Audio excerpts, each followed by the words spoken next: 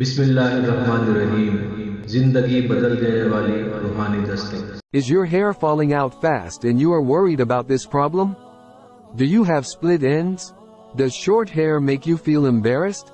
If your hair is dull, if you suffer from baldness and the length of your hair does not increase, so we have brought you a wazifa that will solve all your hair problems.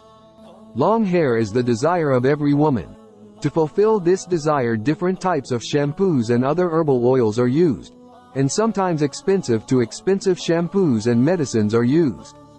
But every time it doesn't get 100% result. Most of them do more harm than good. Long hair has been a women's dream for centuries.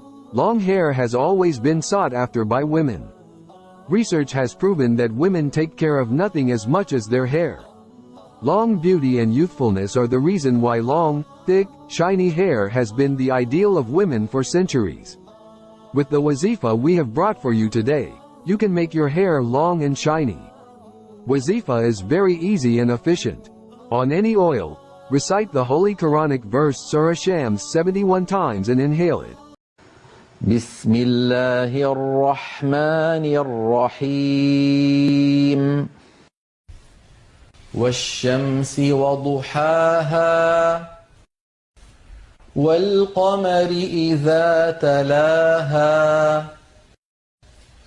والنهار إذا جلاها والليل إذا يغشاها والسماء وما بناها والأرض وما طحاها ونفس وما سواها فألهمها فجورها وتقواها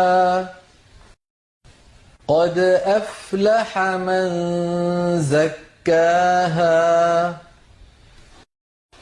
وقد خاب من دساها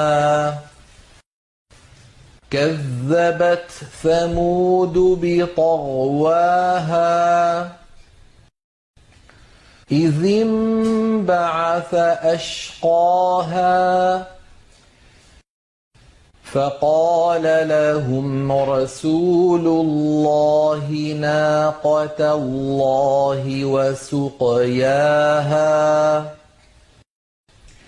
فكذبوه فعقروها فدمدم عليهم ربهم بذنبهم فسواها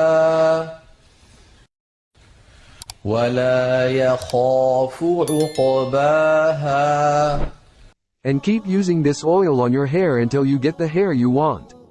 Inshallah, by using this oil, you will see a noticeable difference in your hair within a few days.